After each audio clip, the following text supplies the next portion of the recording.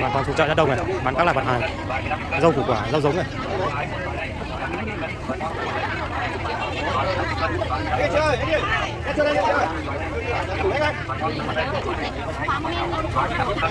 Rồi 15 đồng cân.